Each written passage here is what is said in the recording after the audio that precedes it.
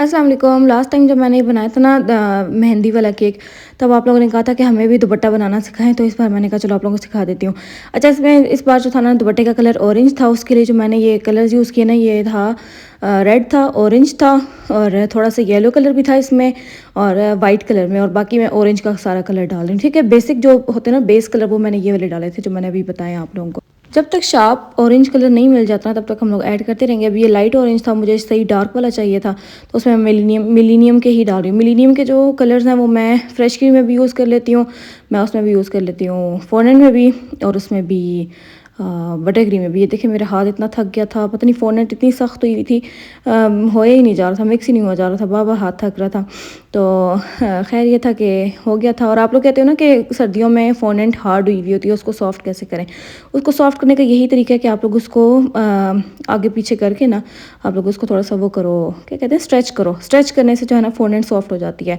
अगर पड़ी पड़ी है ना हार्ड हो जाती है, तो आप लोग उसको निकालो, उसको थोड़ा बहुत आगे पीछे स्ट्रेच करो दोनों हाथों से, वो सॉफ्ट हो जाएगी। और बाकी ये मेरी फ़ॉन्डेंट में तो टाइलोस पाउडर था, इस वजह से थोड़ी सी हार्ड हुई हुई थी, वरना अगर सर्दियों में भी अगर हम लोग नॉर्मल फ़ॉन्डेंट हो ना, तो वो आराम से हो जाती है। और बाकी अब हम लोग वो जो पैटर्न देंगे ना, जो सिलवटें होती हैं दुपट्टे में, वो हम लोग ऐसे देंगे। मैंने सारी बैम्बो स्टिक्स निकाल ली थी, शाशलिक स्टिक्स भी कहते हैं इनको। तो ये निकाल के अब हम लोग थोड़ी थोड़ी डालेंगे, और जैसे जैसे हम लोग डालेंगे ना, हम लोग उंगलियों से उसके ऊपर पैटर्न देंगे, वरना जब हम लोग निकालेंगे तो वो सारी सिलवटें ख़त्म हो जाएंगी। एक बार फिंगर से लाजमी आप लोगों ने पैटर्न देना है। अच्छा, बाकी ना ये दुपट्टा मैंने ना जानबूझ के थोड़ा सा एक्स्ट्रा लिया था कि अगर कटिंग भी करनी हुई ना तो आराम से हो जाएगी, वरना पहले से ही आप लोगों ने छोटा दुपट्टा नहीं लेना। अब ये होगा कि जितना होगा ना मोल्ड के मुताबिक, जितना भी इसका होगा डायमीटर, मैं उतना कर लूँगी। बस ये आप लोग मेरे हाथों की देख लें मैं कैसे कर रही हूँ, और सारा ये सेम मैं साथ साथ ना पैटर्न लाजमी दे रही हूँ, ताकि ये जब मैं स्टिक्स हटाऊँ ना तो ये ख़त्म ना हो। बस पैटर्न इसका मेन जो है ना, यही तरीका होता है कि जब आप लोग उठा के इसके ऊपर मोल्ड के ऊपर सेट करोगे, और जब मोल्ड से उठा के केक के ऊपर सेट करोगे ना, तो उस सारे दौरानिए में ना आपका ये जो सिलवटें हैं ये ख़त्म ना हो। तो अब ये देखिए मैंने पैटर्न अपनी तरफ से दे दिया था। अब मैं सारी स्टिक्स रिमूव कर रही हूँ, क्योंकि अब मोल्ड पे इसको सेट करने का टाइम आ गया है। तो मोल्ड पे सेट करने से पहले मैं इसकी कटिंग कर लूँगी, ठीक है, जो हम लोगों ने दुपट्टे की शेप में करनी होती है। तो अब ये देखिए मैं पहले ये कोशिश करी थी कि सारी ना सिलवटों को एक साथ करूँ, लेकिन वो नहीं हो रही थी, तो मैंने ना साइड से ही कट कर लिया था। अब ये है कि वो जो मोल्ड है ना, उसके ऊपर हम लोग सेट करेंगे। जो मोल्ड था ये 7 इंच था, जिस मोल्ड में मैंने केक की बेकिंग की है ना, उसी मोल्ड के ऊपर मैं इसको सेट कर रही हूँ। अभी देखिए मुझे बड़ा लग रहा था दुपट्टा, तो मैंने इसकी सारी कटिंग करके अब रख दी थी, क्योंकि इसके आसपास अभी बड़ी सी लेस भी आनी है। तो वो लेस वाले मोल्ड भी आप लोगों को दिखाऊंगी कि मैं कौन कौन से यूज़ करती हूँ इधर मेहंदी के केक्स में। ये पहला है, इसके बाद ये बटन्स वाला है, ये सारे मैंने ना उधर से लिए हैं, बेक हाउस से। और जो बेक एटीज से लिए वो ये वाला है, ये मैं भी आप लोगों को एंड पे सारे दिखाऊंगी। और ये बस आप लोग अभी फ़िलहाल देख लें, और मैंने कहा चलो ओपन कर लूँ पहले एक बार, और फिर आप लोगों को सारों को एक साथ दिखाऊंगी। ये वाला बेक हाउस से लिया था, ये वाला बेक एटीज से लिया था, और ये वाला भी बेक एटीज से लिया था, और ये वाला बेक हाउस से लिया था, और ये वाला भी बेक हाउस से लिया था। तो ये 5 मोल्ड्स का हम लोग यूज़ करेंगे आज इस पूरे केक में। सबसे पहले जो है ना, ये फ़ॉन्डेंट सॉरी दुपट्टे के दरमियान में जो होते हैं ना बटन्स टाइप, वो जो हम लोग मोती शोती लगाते हैं, वो उसका पैटर्न देने के लिए मैंने ये वाला बनाया है, और ये वाला निकाल रही हूँ। इसमें ना डिफरेंट तरह के होते हैं, ये जो होता है ना बटन्स टाइप मोल्ड होता है, इसमें हर तरह का डिज़ाइन होता है। तो ये वाला मेहंदी के लिए अच्छा था, बाकी तो ऐसे ही नॉर्मल से थे, सिंपल से, तो मैंने इसलिए ये वाला निकाल लिया था। और जो इसका एक्चुअल होता है ना सैम्पल, उसमें जो मोल्ड था वो मैंने बेके टी से मंगवाया हुआ था, उन्होंने नहीं भेजा, और 3 महीने गुजर गए थे। फिर मैंने उनको बोला मेरी पेमेंट रिटर्न कर दें, मुझे नहीं चाहिए। तो ये था कि नहीं भेजे, तो मैंने कहा फिर ऐसी पेमेंट रखने का फ़ायदा नहीं है, पेमेंट ही भेज दें।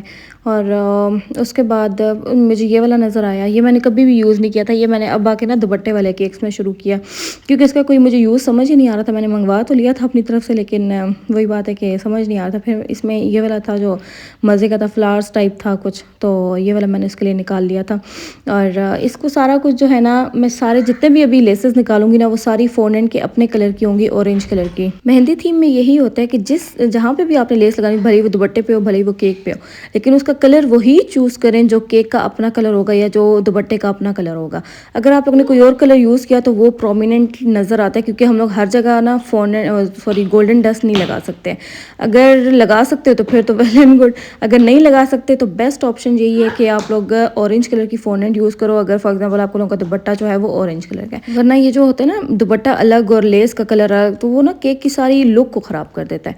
तो ये चीज़ आप लोग लाजमी माइंड में रखिएगा, क्योंकि मैंने काफ़ी लोगों को देखा है वो ऐसे करते हैं। तो जो भी लेफ़्ट ओवर होती है ना फ़ॉन्डेंट, उससे करते हैं, लेकिन वो नहीं करते कभी भी। अगर आपने केक की लुक को नीट लाना है ना, तो फिर आप लोगों को ये चीज़ करनी पड़ेगी, क्योंकि आप लोग पैसे ले रहे हो ना, पैसे ले रहे हो तो फिर अच्छी वाली फ़ॉन्डेंट भी यूज़ करो, अच्छा वाला काम करके दो और सफाई से काम करके दो। बाकी इन मोल्ड से निकालना इतना मुश्किल काम है ना, ये इतनी मुश्किल से सफाई होती है ना हर चीज़ की। ये फ़ॉन्डेंट को बैलेंस तौर पे निकालना, कोई एक्स्ट्रा ना लग जाए, और जो भी एक्स्ट्रा होगी उसको उतारना, सारा कुछ कटर से होता है। तो बहुत ज़्यादा मुश्किल सा लग रहा होता है मुझे। बाकी ना हर फ़ॉन्डेंट का डिफरेंट टेक्सचर होता है। अगर आप लोगों को लगता है ना कि आपकी फ़ॉन्डेंट ऐसी थोड़ी सी चिपचिपी सी है, तब आप लोग ना थोड़ा सा मोल्ड के अंदर कॉर्नफ्लोर लगा सकते हो। लेकिन अगर नहीं है, जैसे मेरी इतनी ज़्यादा नहीं है, तो मैं अंदर नहीं लगाती, मैं बाहर लगाती हूँ कि जब निकालने लगूँ ना तब वो नीचे टेबल या जिस ट्रे में रख रही हूँ उस ट्रे में चिपके नहीं।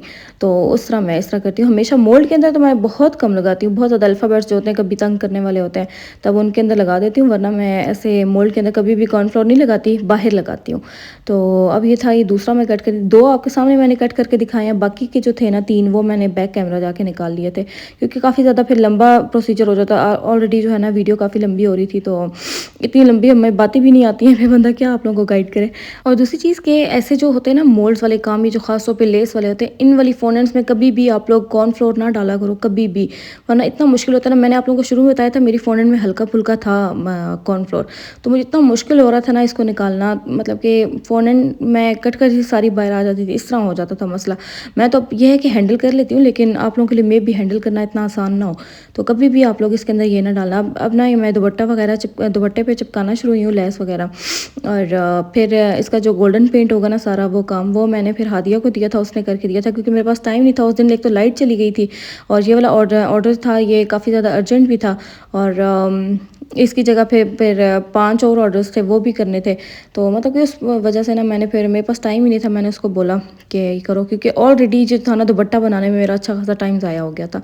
और ढोलकी भी बनाई थी, ढोलकी भी मैंने बैक कैमरा बनाई थी, क्योंकि मेरे पास वो नहीं था। एक तो ढोलकी बनाना इतना मुश्किल नहीं होता, उसमें सिंपल मैंने पल वाला मोल्ड यूज़ किया था और निकाल ली थी। तो मैंने कहा कि आप लोगों ने रिक्वेस्ट की थी इसकी दुपट्टे की, ढोलकी तो हर कोई बना लेता है, तो इस वजह से मैंने दुपट्टा ही दिखाया था, मैंने और कुछ नहीं दिखाया। और बाकी वो जो सर्कल्स हम लोगों ने कट किए थे ना, वो यहाँ पे लगाने थे। और इंशाल्लाह जब ये होगा ना गोल्डन डस्ट होगा, तब बहुत ज़्यादा प्यारा लगेगा।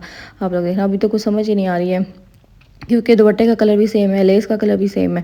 मैं अब देखा आप लोगों को जो मैं रीज़न बता रही हूँ वो यही है कि अगर आप लोगों का कहीं पे गोल्डन डस्ट ना भी लगी ना साइड्स पे, लेस की साइड्स पे, तो वो प्रोमिनेंट नहीं होगा। अब यहीं पे अगर मैं ग्रीन कलर की लेस लगाती और ऊपर गोल्डन पेंट करती, तो वो कितना प्रोमिनेंट होता, ऑरेंज के ऊपर ग्रीन कलर आराम से नज़र आ रहा होता। तो उस वजह से मैं आप लोगों से कह रही हूँ। और ये दूसरी लेस थी जो मैंने केक की साइड्स पे लगानी थी, और ये देखिए गोल्डन पेंट के बाद हादिया ने बहुत ज़्यादा सफाई से काम किया था, इसलिए ना मैं गोल्डन पेंट का काम उसको दे देती हूँ जब आई हुई होती है तो।